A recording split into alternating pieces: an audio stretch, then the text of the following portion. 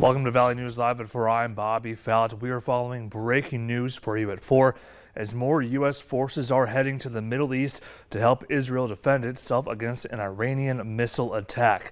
The escalation has sparked growing fears of an expanding war in that region. Natalie Brand has the very latest.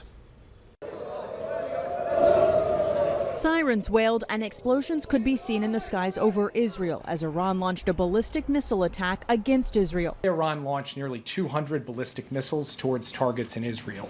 At this time, and I stress at this time, we do not know of any deaths in Israel. Iran's UN mission says it launched the attack because of Israel's attacks on Hezbollah and in retaliation for Israel's ground offensive in Lebanon. A U.S. defense official confirms American forces are helping to intercept some of the Iranian missiles.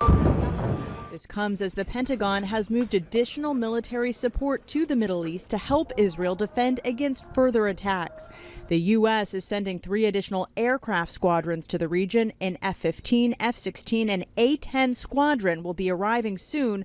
This is on top of the 2,000 to 3,000 more U.S. service members the Pentagon ordered to the region Monday to join the more than 40,000 already there. An Iranian diplomatic source told CBS News that hardliners within Iran were demanding the strike against Israel. The White House had previously warned that an attack will carry severe consequences for Iran. This is a significant escalation by Iran.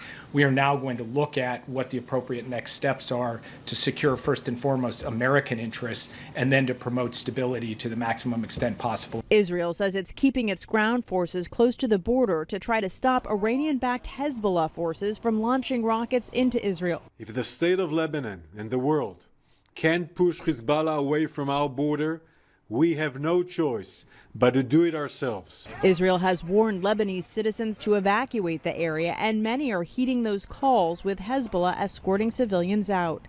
Natalie Brand, CBS News, the White House. Now, October 7th will mark 1 year since Hamas terrorists launched an attack on Israeli settlements that killed about 1,200 and capturing more than 100 Israeli citizens. That event kicking off the war against Hamas in Gaza.